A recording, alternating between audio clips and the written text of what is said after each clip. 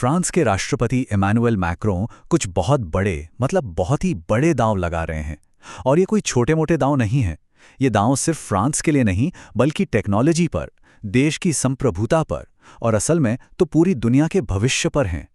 तो चलिए आज समझते हैं कि आखिर मैक्रों की इन बड़ी-बड़ी बातों और दावों के पीछे की असल सोच क्या है। ये पूरी कहानी ना एक बहुत ही दिलचस्प सवाल से शुरू होती है। सोचिए, जिस देश ने दुनिया को एंटरप्रेन्योर जैसा शब्द दिया, वही देश टेक्नोलॉजी की इस ग्लोबल रेस में इतना पिछड़ कैसे गया? ये सवाल अपने आप में बहुत बड़ा है और इसका जवाब सिर्फ फ्रांस के लिए ही नहीं, बल्कि हम कह सकते हैं कि पूरे यूरोप के भविष्य के लिए बहुत मायने रखता है। अच्छा, तो मैक्रोन का खुद का क्या मानना है इस पर? उनके हिसाब से ना 3 बड़ी वजह हैं। पहली वजह है स्केल की कमी। मतलब यूरोप का जो बाजार है वो एक होकर काम ही नहीं करता, एकदम बिखरा हुआ है। दूसरी कमी है पैसे की, मतलब कैपिटल की। ऐसा नहीं है कि लोगों के पास बचत नहीं है, पैसा तो है, पर वो उसे नए नए टेक स्टार्टअप्स में लगाने से, उसमें इन्वेस्ट करने से कतराते हैं, डरते हैं।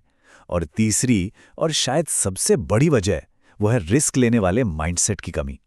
फेल होने का डर इतना है कि कोई बड़ा दांव खेलना ही नहीं चाहता। तो ठीक है, प्रॉब्लम तो समझ आ गई। अब इससे निपटने के लिए मैक्रों का पहला बड़ा कदम, या कहें कि पहला बड़ा दाव क्या है? वो है संप्रभुता का जुआ। जी हां, एक बहुत बड़ा गैम्बल, एक ऐसा भारी भरकम निवेश जिसका सिर्फ एक ही मकसद है, फ्रांस और पूरे यूरोप के लिए टेक्नोलॉजिकल और इकोनॉमिक आज़ादी को वापस पाना। और जब मैं कह रहा हूं भारी भरकम निवेश, तो मेरा मतलब वाकई बहुत बड़े अमाउंट से है। हम यहां बात कर रहे हैं 109 बिलियन यूरो की। 109 बिलियन! ये नंबर अपने आप में दिखाता है कि मैक्रों इस मामले को लेकर कितने ज्यादा सीरियस हैं। उनका विजन बिल्कुल साफ है, भविष्य उसी का है जिसके हाथ में अपनी टेक्नोलॉजी होगी। मगर कहानी में एक बड़ा ट्विस्ट है, एक विरोधाभास है।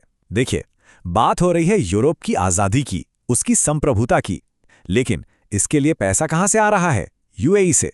और टेक्नोलॉजी वो आ रही है अमेरिका से। तो सवाल उठता है कि ये कैसी आज़ादी हुई, है ना? पर यहीं मैक्रों का तर्क सामने आता है।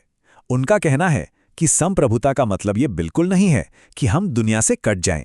असल मतलब है कि हम बाहर से पैसा और टेक्नोलॉजी लेकर अपनी खुद की क्षमता को इतना बढ़ा लें कि हम किसी पर निर्भर ना रहें। और मैक्रोन के खुद के शब्द इस पूरी सोच को आप कह सकते हैं एक लाइन में समझा देते हैं। वो कहते हैं, एक सहयोगी होना, एक दोस्त होना, इसका मतलब ये नहीं है कि आप अपने दोस्त पर निर्भर हैं। कितनी सीधी और गहरी बात है। मतलब एकदम साफ है, दोस्ती और पार्टनरशिप ठीक है, लेकिन डिपेंडेंसी वो नहीं चलेगी। चलिए अब आगे बढ़ते हैं मैक्रों के दूसरे दाव की तरफ। और ये दाव तो सीधा सीधा भविष्य पर लगाया गया है। इसे कहा जा रहा है क्वांटम मूनशॉट। ये एक ऐसा दाव है जहां रिस्क तो बहुत ही ज्यादा है, लेकिन अगर ये सफल हो गया तो इसका इनाम इतना बड़ा होगा कि ये ग्लोबल पावर के सारे समीकरण ही बदल कर रख देगा। तो ये क्वांटम मूनशॉट चीज क्या है आखिर? असल में ये क्वांटम कंप्यूटिंग की बात हो रही है। अब अगर इसे बहुत ही आसान भाषा में समझने की कोशिश करें तो ये ऐसे कंप्यूटर होंगे जो आज के हमारे सबसे पावरफुल सुपर कंप्यूटर्स से भी, आप सोचिए, हजारों गुना ज्यादा तेज होंगे। और इसका असर, अरे भाई, दवा बनाने से लेकर देश की सुरक्षा तक, ये हर एक चीज को जड़ से बदल देने की ताकत रखते हैं। और मैक्रों को इस पर इतना भरोसा क्यों है? क्योंकि उनका मानना है कि क्वांटम कंप्यूटर ही वो फील्ड होगी जहां हम दुनिया को लीड कर सकते हैं। उन्हें फ्रांस के मैथमेटिशियंस और साइंटिस्ट्स की काबिलियत पर पूरा भरोसा है। वो मानते हैं कि यही वो लोग हैं जो फ्रांस को इस फ्यूचर की रेस में सबसे आगे ले जाएंगे। तो टेक्नोलॉजी से आगे बढ़कर अब जरा दुनिया की राजनीति यानी जियोपॉलिटिक्स की बात करते हैं। मैक्रों का तीसरा बड़ा दांव इसी से जुड़ा है। ये दांव है एक नई तरह की पार्टनरशिप बनाने का, एक ऐसी दुनिया बनाने का सपना जो सिर्फ 2 बड़ी ताकतों, अमेरिका और चीन के इशारों पर न चले। मैक्रो इस बात को बिल्कुल साफ-साफ कहते हैं। उनका कहना है, हम 2 बड़ी शक्तियों में से किसी एक पर भी निर्भर नहीं रहना चाहते। सीधा मतलब है एक तीसरा रास्ता बनाने की कोशिश, एक ऐसा रास्ता जो अमेरिका और चीन दोनों से अलग हो, जहां फ्रांस और पूरा यूरोप अपने फैसले लेने के लिए आजाद हों। तो सवाल यह है कि ये स्ट्रेटेजिक ऑटोनॉमी यानी कि रणनीतिक स्वायत्तता आएगी कैसे? इसके लिए मैक्रों का एक 3 स्टेप प्लान है।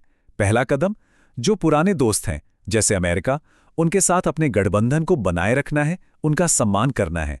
दूसरा कदम, भारत जैसे देशों के साथ नई और स्वतंत्र पार्टनरशिप बनानी है। और तीसरा, और सबसे ज़रूरी कदम अपनी खुद की ताकत, अपनी क्षमता को इतना बढ़ाना है कि फैसले लेने के लिए किसी और की तरफ देखना ही न पड़े। अब ये बात सिर्फ फ्रांस तक ही सीमित नहीं है और इसीलिए ये इतनी ज़रूरी है। ये जो पूरा आइडिया है ना, ये एक तरह का प्लेबुक बन सकता है, एक गाइड कि कैसे भारत जैसे देश भी इस बड़ी बड़ी ताकतों की दुनिया में, मतलब अमेरिका और चीन के बीच, अपनी एक अलग जगह बना सकते हैं, अपना एक अलग रास्ता बना सकते हैं। और अब हम पहुंचते हैं मैक्रों के आखिरी और शायद सबसे बड़े दांव पर। ये दांव है एक नई विश्व व्यवस्था का, एक न्यू वर्ल्ड ऑर्डर का सपना। ये इस बुनियादी सवाल से जुड़ा है कि आने वाले समय में दुनिया को चलाएगा कौन और किन उसूलों पर, किन वैल्यूज पर चलाएगा। तो सवाल बहुत गहरा है। दुनिया को चलाने का तरीका कैसा होना चाहिए? क्या वो तरीका टकराव वाला, जोर जबरदस्ती वाला होना चाहिए, या फिर क्या असली ताकत आपसी सम्मान में है? मैक्रों का झुकाव दूसरी तरफ है। उनका मानना है कि असली पावर एक दूसरे को रिस्पेक्ट देने में है, भले ही हमारे विचार एक दूसरे से कितने ही अलग क्यों ना हो। और आखिर में मैक्रों एक बहुत ही उम्मीद भरी बात कहते हैं जो भविष्य की तरफ देखती है। वो कहते हैं कि उन्हें सबसे ज्यादा आशावाद इस बात से मिलता है कि दुनिया में ज्यादा से ज्यादा लोग अब अच्छी तरह से पढ़े लिखे हैं और वो यकीनन कुछ बेहतर ही बनाएंगे।